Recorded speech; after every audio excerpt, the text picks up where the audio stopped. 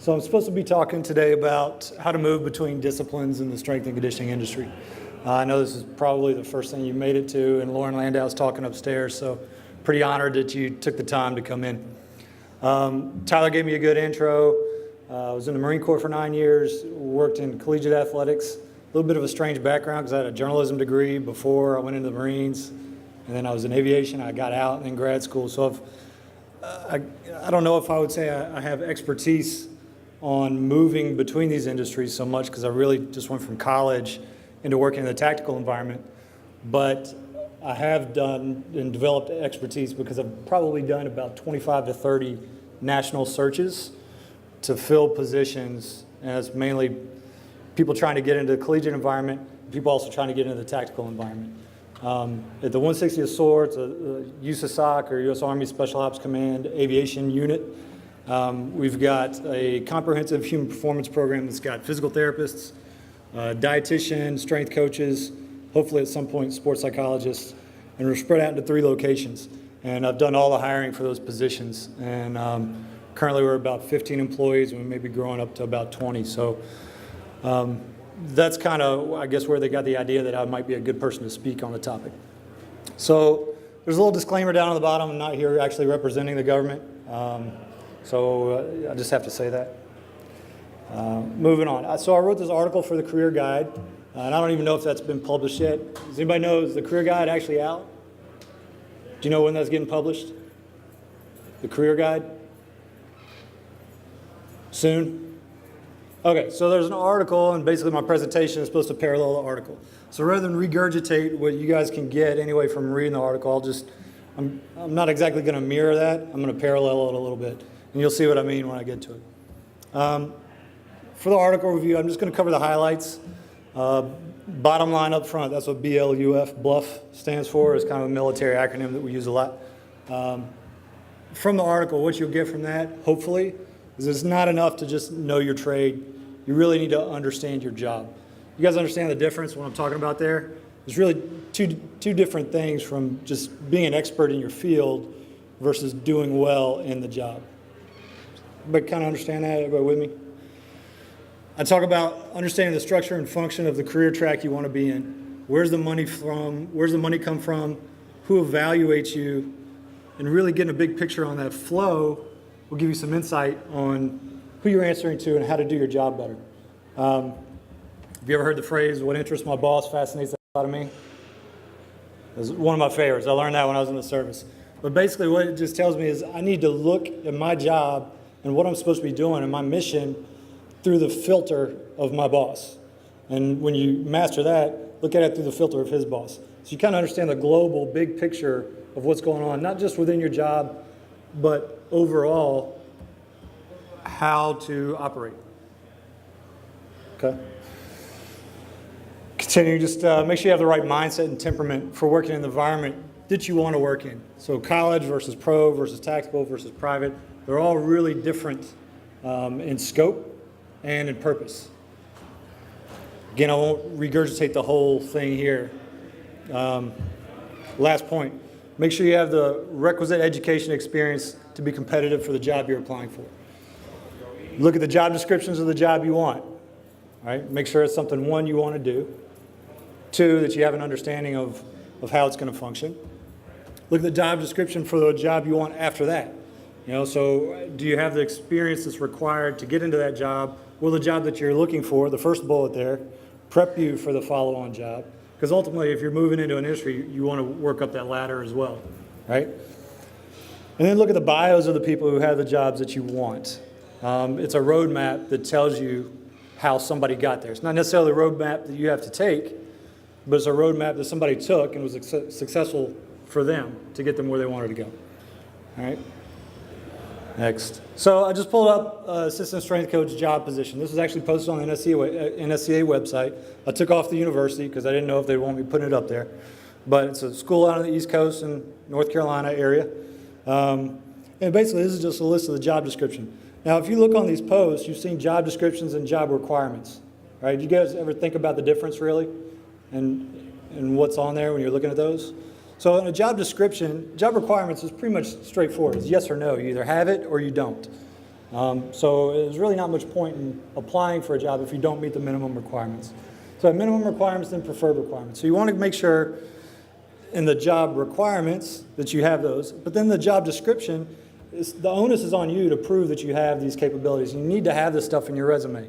Because when people are looking at this big stack of resumes, and I got 100 applications for one job, I'm going to make some piles, right? I'm going to have a pile of guys that I'm not going to call, people that I might call, and people that I definitely want to call, right? And if you've met the minimum requirements, you're going to be in one of the two good piles that I might call or I will call.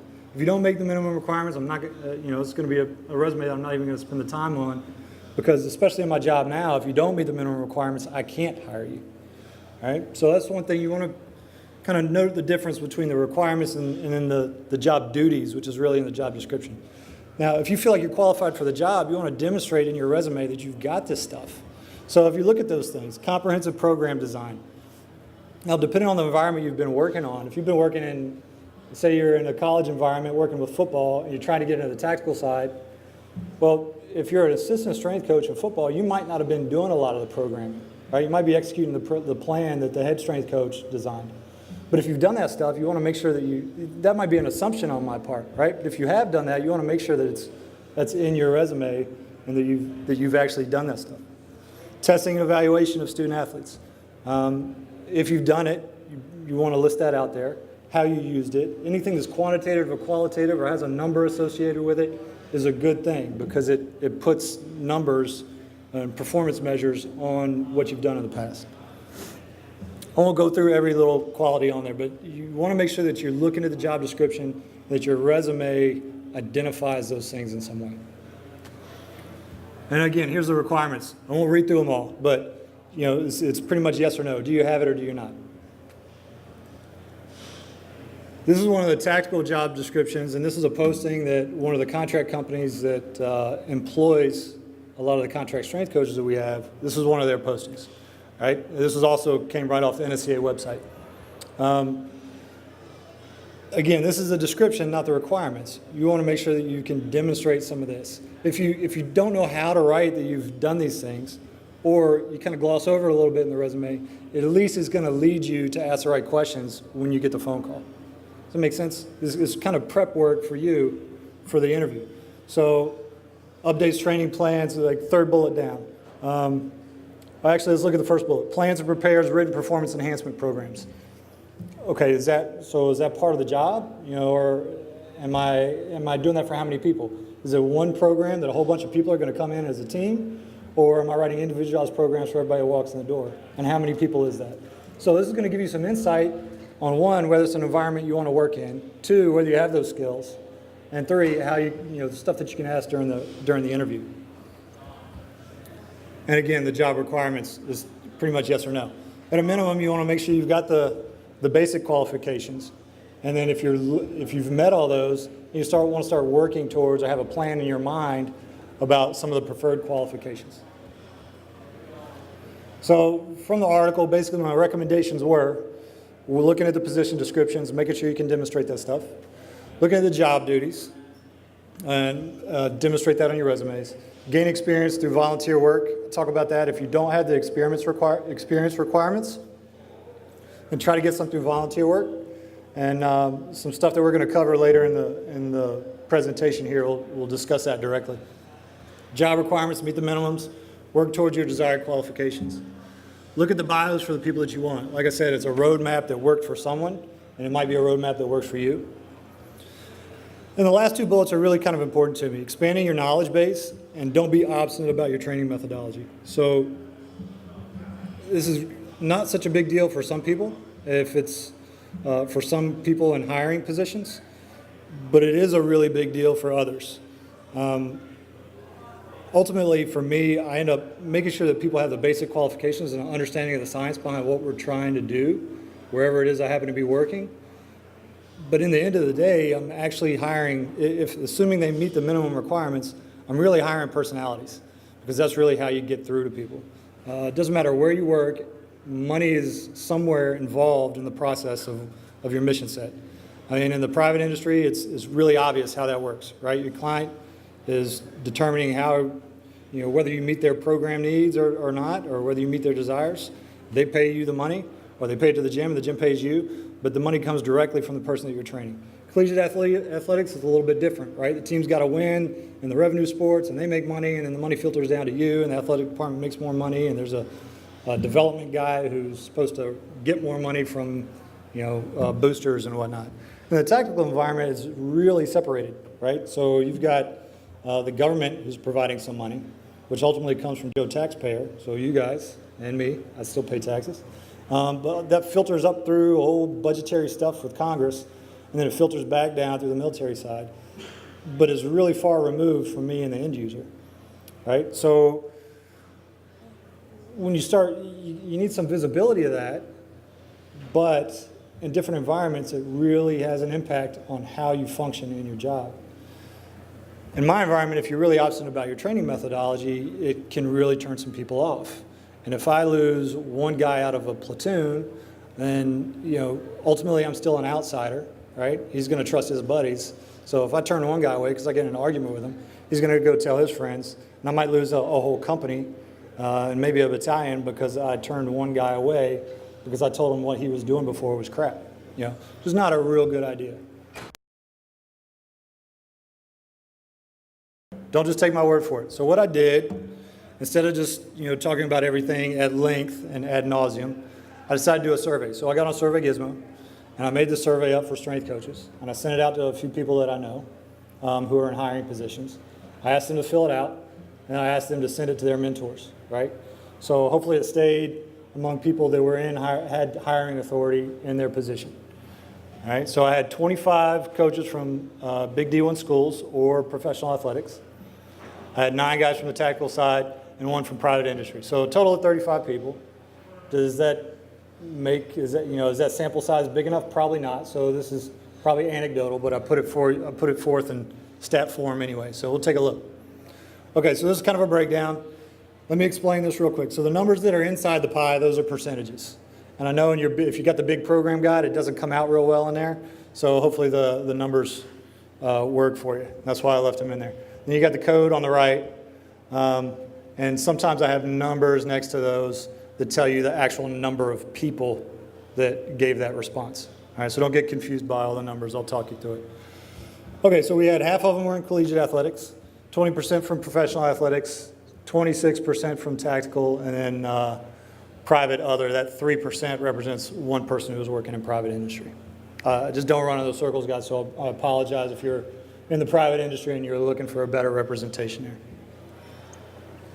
Okay, so what best describes your current position? A little over half were head strength coaches. The other half were assistant strength coaches who were in hiring positions. They get to hire other people. How many years of experience? We had, say, 37% was 16 years or more, 29%, 11 to 15, and 6 to 9 had, 6 to 10 years for 26%, and then we had 3 people, or 9%, that had 1 to 5. I think I know who those people were, so we're looking more like that 5-year thing. Then I asked them what was their highest level of education. So 66% had a graduate degree in exercise science, 26% had an undergraduate degree in exercise science, and then 9% there had a graduate degree in something other than exercise science, but they still had undergraduate degrees in exercise science. And nobody didn't have just an undergraduate degree in something that was non-exercise science related. Okay, so that's kind of the demographics there. Then I asked them to rank these in order of importance when they're hiring people. Practical experience, references and referrals, personality fit, education, training philosophy, and certifications. Does any of that surprise anybody, that that's the order that it came out in? Now, it's not saying any of them are unimportant. That's just the order that they got put in. Anybody surprised by any of that? Yeah, in the back. Which one? The certifications? Right, we stress it so much, right? But again, remember what I talked about? It's kind of like it's a check in the block, right? It's a requirement. So once you've got it, everything else is what's going to set you apart. So the certifications, is a standard. You have to have a CSCS or competing. I won't say the other one since we're at the NSCA conference. You have to have that or the other one in order to be competitive, right? Training philosophy. We talked about why that doesn't matter as much. I'm going to talk about it a little bit more later. Education. I thought that would be a little bit higher, but it wasn't. Personality fit, number 3. I actually would have put that a little bit higher. But for me, practical experience would certainly be first. And then personality fit would have been my second. And I probably wouldn't have had references or referrals as high. But if you do have strong ones, I understand the levity. I understand how important that is. So we'll run through these. Okay, so then I asked them about experience. All right, so if experience is so important, what counts as experience? Now, I didn't include an actual job as an assistant strength coach on there because certainly that would count, right? So I looked at the other stuff. Short-term, seasonal, so an undergrad intern that you get for 3 months, they're in and out the door. Does that count? 15 of the 35 said yes, so 43% said yes, 57 said no. All right, yearly long-term internship, like a graduate intern, and it's hard to distinguish between that and the next one, so a professional internship. So a grad assistantship with somebody who owns teams and is actually they're attached to a specific team and they do everything for that team. In both cases, 94% counted that as countable experience. 2% said no. So I guess the 2 people of the 5% who said no, I'm assuming, and bad survey design on my part, all right, but I'm guessing those 2 people in each of those categories would only count a full-time employed salaried position as countable experience, all right? Volunteer unpaid, again, the 43% said yes, 57% said no. 9 people only said that personal training or wellness stuff counted, all right? So I understand some of the work. I truly believe that anybody in any of the strength and conditioning fields, including personal training and wellness, the best of them can succeed in any of the other programs. I'm not here to say that tactical is better than strength or is better than personal training or whatever, all right? I think if you're good at your trade, you can succeed in any one of these. It's just a little bit different of approach. So taking my personal bias out of this is what people in hiring positions in the strength world are saying, or at least the ones that responded. All right, then private facility training, for example, like velocity or D1, 80% said that counts. 25, those percentages don't add up there, do they? Regardless, 28 said yes, and 9 said no. All right. When considering applicants' experience, do you believe the level of collegiate experience matters? For example, D1 versus D2 or 3. Okay, so on the surface here, 75% said yes, 25% said no. I was kind of curious about this response, so I broke it up and separated between the tactical guys and the head strength coaches out in collegiate sports or pro. And here's a big difference, right? So on the tactical side, we had, again, it's only 9 people, but half of them said that it does and half said no. But in the collegiate environment, now we had 21 of the 25 people said that it does matter. Well, so what I would tell you is these are people at big D1 schools that were giving me these answers, right? So kind of indicative of the path that they came up in, right? I know there are people on the tactical side that answered my survey that came from D2 programs, so that might make a difference to them, or it doesn't make a difference to them. But it is what it is. I won't make excuses for them or try to explain it. It's just what they said. When considering an applicant's experience, do you believe the reputation and success of the school's athletic program matters? Where they got that experience at? And it was, again, 50-50 on this one. So if I didn't break it down, guys, between the tactical side and the strength coach side, then that means there wasn't a difference really in the ratio between the two. Do you believe a bachelor's degree, at a minimum, in an extra science-related field should be a requirement for a strength coach? 32 or 91% said yes. All right. Okay, so then let's see what this says. So would you consider hiring someone who does not have at least a bachelor's degree in an exercise science-related field? Well, half of them said yes. So I'm a little confused how you went from, I'm going to go back one. how they believe it should be a minimum, but then they would still hire. So I don't know if there's something wrong with the question. Does anybody see something wrong with the question and how it's worded? I'm not sure. It just confused me a little bit. So I looked into it a little bit more. And here's kind of the breakdown. So on the tactical side, majority says no. 6 out of the 9. 3 said that they would. That's probably because it's a requirement for those tactical positions that they have at least a bachelor's degree. So it might have been a moot point for them. Whether they have a personal bias for or against, I don't know. But then half and half on the college and pro side. What does this tell you? If you don't have the degree, does it mean the door's closed for you? No. Right? You might want to take that into consideration. The tactical side, you don't really have that much leeway in the requirements because it's a government position.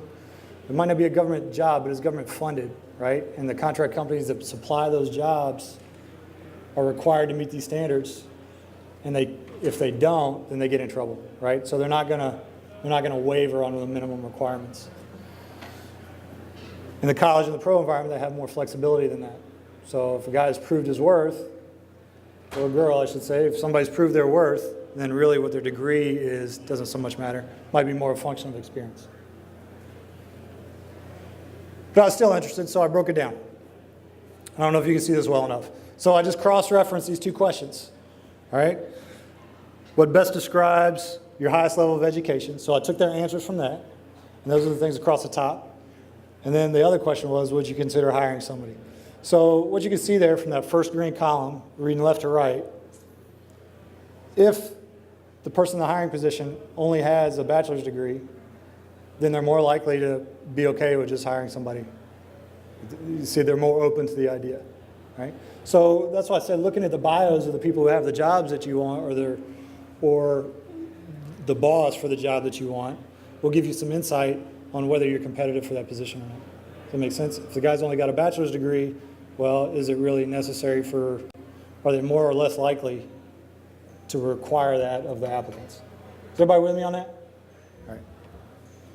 If you guys have questions as we go through, just pipe up. All right, I'm not big on the formalities, so if you got questions as we go through, just ask. Okay, so next question. I just posed a hypothetical. Joe's an accomplished strength coach with a BS in XPhys. If he goes back to school and gets a master's in XPhys, would you assume he would subsequently be a better strength coach? And a majority said no. Right? So my advice on this, and this would have been my recommendations anyway, if you already have a bachelor's degree in exercise physiology and you're interested in working in collegiate or professional athletics or working in the tactical side, and you're thinking about getting a doctorate degree or a master's degree, all right, you've already got the undergrad, consider doing a different field that's still related. So if you've got XPhys, you might want to look at dietetics. If you've got kinesiology, you might want to look at biomechanics. Something, maybe go to a parallel that'll enhance and give you some more specified knowledge rather than just, getting more in depth on the stuff that you already know, right? So I broke that down. Big difference. So on the tactical side, they said yes. Collegiate side, they said, majority said no. And that probably has to do with the fact that the people who answered this on the tactical side all had master's degrees. So, it is what it is. Would relevant experience or references convince you to hire somebody without a degree in exercise science? 28% said yes, or 28 of the 35 said yes, so that's 80%. 7 people said no. I think I broke that down. No, I did not. So I said, if so, how much experience does that coach have to have? And half of them said at least 6 to 10 years, right? In your last search for a strength coach, how many years of experience did your finalists have on average? So I said, basically top 3 here, the people that you were considering at the end in that final pile and you were about to make the phone calls, how much experience did they have?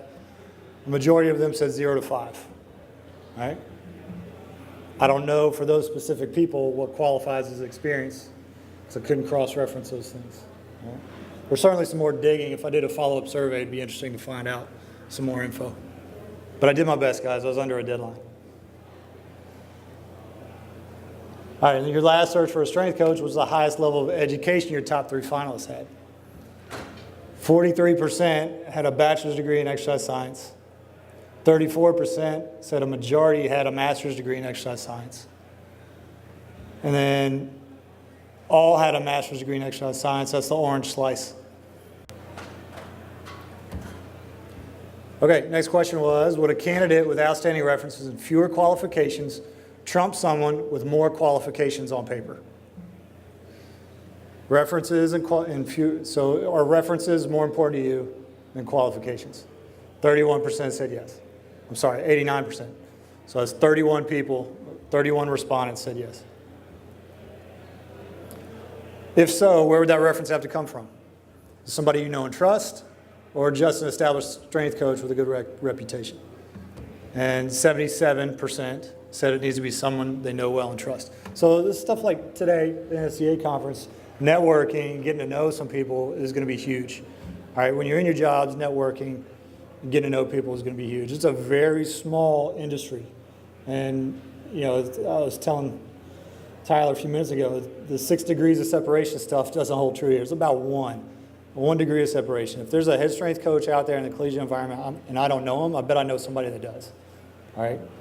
So it's a small world. You can't afford to burn any bridges. Would you hire someone who has exceptional qualifications if you're unsettled about the personality fit? This is pretty telling to me, and I looked into this one further. All right, but 77% said no. All right, personality fit, more important than the qualifications. This is pretty telling to me too. All right, and I think I know why this is, but on the tactical side, it said none of them would hire somebody if they had a bad personality. All right. In the collegiate environment, they said they would. So anybody have any idea why that is from the college side? All right, so a head strength coach sometimes a big deal in school might not be involved with all the strength coaches on a day-to-day basis. All right, and then the sport coach themselves might have a lot of say in who gets hired. So you think I'll use the University of Florida, for example. I think the head strength coach there has all the say on what strength coach is working with baseball. What about at Vanderbilt? You think the football strength coach at Vanderbilt gets to determine who the baseball strength coach is? I don't know, but I'm guessing not. Right? So this might just be a fact for them versus their personal choice. They might want to say that they would, but it might not be up to them. On the tactical side, at least for me, we're really closely involved with everybody. I share an office with all the other strength coaches, and we're all working in there all the time. And if there's a problem personality-wise, it's going to be a big problem. So that's what I said at the end of the day, I'm usually hiring personality. All right, next question was, would you hire a less qualified candidate if they seem to be an exceptional personality fit? So does personality really trump qualifications? Again, answer is yes. Then here's the training philosophy question. 80% say they'd hire somebody who doesn't share their training philosophy. So I got a lot of theories on this one too. And I'm going to talk a little bit more about it on another slide. But for me, in the tactical realm, I've got a lot of strengths that I bring to the table. I come from a functional background, right? I really don't like that word because it means a lot of different things to a lot of different people. But that's the background that I came up in. None of the other guys that work in the office with me come from that background. I got a guy who's a West Side guy. I got a guy who's a purely Olympic lifter. And I did that on purpose because I didn't have those skill sets. Right? I needed to bring that to the table so I could offer more comprehensive and better services and to help educate myself, right? To have a more comprehensive program available for the soldiers that walked in the door. In the college environment, it might be a little bit different. They might not, if they said yes, it might be because the head strength coach is the one doing the programming for the team. He doesn't so much care about the philosophy, he's more concerned about the floor presence, right? Again, those are just my guesses. So then I asked this question. So if you had a full staff and you're able to hire an extra position, would you consider hiring a coach with specialized knowledge in any of the following? So sports science is really popular these days, right? Athlete monitoring, Zephyr systems, catapults, all that kind of stuff, biometrics. It's a big deal. Is anybody Eagles fan? Sean Halls is up there doing stuff with the Mega Wave and all that kind of stuff, right? So that's kind of the big thing. If you're looking to develop yourself in an area, you might want to consider the rankings that are up here and some of this stuff. There's no formal education out there for a lot of athlete monitoring stuff. Anybody can get smart on Zephyr systems and catapults, right? As long as you got access to them. But finding a team or a university or something, if you got to do volunteer work, and getting smart on that stuff and providing that service might really give you a nice avenue in to some of these different environments. All right, other things in there, athletic training, prior military experience, we got endurance training. None of the above, I don't know who, I guess nobody's interested in that. And then other, the right ends on that were nutrition. Right? So I broke that down too. There's a little bit of difference mainly in the endurance training thing. So tactical side, endurance training is huge. All the military guys are not door kickers guys. They're not just jumping off of an airplane and right next to the house and busting down a door and then getting right back on the airplane. That happens, but they got to be prepared for long infills and exfills, right? So the endurance piece is huge. They got to get to the fight. And sometimes it requires a lot of walking or running. So that's why the endurance training piece is so important on the tactical side. Wasn't as such big a factor on the college and pro side. So I asked them to rank these in order of importance. Athlete monitoring, sports science, number 1. Athletic training, number 2. Prior military experience, number 3. Endurance training came out as number 4. Then I broke those down. The tactical environment, a little different order. And then the final recommendations, basically, was just to wrap this up, guys. The requirements, right? So the experience, how to get it. Get your foot in the door somehow. Volunteer to sit on the corner or mop floors or whatever. Do what it takes to get in the door if you need to gain some experience. For the references, clean the bathrooms, right? Hey, if you're too proud to push a mop, you probably end up doing that the rest of your career, all right? So don't be too proud to do the dirty work. Jump on every grenade that's out there, and that's how you get the good referrals, all right? Again, it's a really small community. If anybody's looked at the Mickey Marotti coaching tree, all right, it's pretty expansive, right? And he's got former interns that are out in head strength coaches at the University of Hawaii, right? So do the dirty work, and it'll pay off. For the personality stuff, don't want to say dirty words, but just be nice, right? Be nice. Don't be obstinate about your training stuff, right? There's lots of ways from A to B. And sometimes it's backwards through the alphabet. So if Jesus himself wrote the perfect program and the guy didn't do it, the program's not doing him a whole lot of good. Right? He's got to find a way for the guy to get where he wants to go. In a way that he enjoys, because adherence is half the battle. Education stuff. Get the minimums at least, work towards the other stuff. There's a lot of online degree programs out there. There's a couple of booths out there for some distance education stuff. If you don't have the opportunity to go sit down and do residency courses, there's still ways to get the degrees that you need in your own time. It just takes a little bit of initiative. Philosophy stuff. It's a byproduct of number 1, where you get your experience. All right, you come up through certain routes, just like I did. As you gain more experience, your training philosophy evolves. All right, get as much exposure as you can and make you more well-rounded, and be able to provide better services to the people that you work for. And the certifications, check the block. I mean, there's certainly follow-on ones that you might want to invest time and money in, but initially you just got to check that block to make sure you meet the minimum qualifications. That's some final comments from the coaches. Come over here and read these. So, first one says, can you guys read those in the back, or is the fine print a little too small? All right, I'll read them out to you. So going to tactical. Be prepared and aware for particular units' makeup, primary actions, general athletic shortcomings. More than likely, you will not be training John Rambo. There's probably a big misconception that the military environment stuff is always people in there hooting, hollering, screaming, yelling. If they're walking in the door, these are volunteer programs that these guys are involved in, guys. If they're walking in the door, they're probably properly motivated already. and they've been yelled at enough in their careers, they probably don't need to hear it from you as well. So I'm not saying it's a library when people walk into the gym where I work, but there's not a lot of hooting and hollering going on, all right? Not your typical collegiate football environment. There's certainly exceptions, the Rangers probably, MARSOC probably, but not where I work. And also not the athletic specimens you might think they would be across the board. The population I work with is everything from 18 years old to 55. Some of those guys, well, believe it or not, some of the 55-year-olds run circles around the 18-year-olds. But it's pretty much like your personal training clientele. Clean sweep across the board, nice cross-section of what you see when people walking into Gold's Gym or whatever. Listing athletes trained, personal weightlifting, or endurance accomplishments on a resume does not impress anyone. I see that a lot. Don't do it. CSCS or CSCCA are now a must at college, so that moved up on the importance list.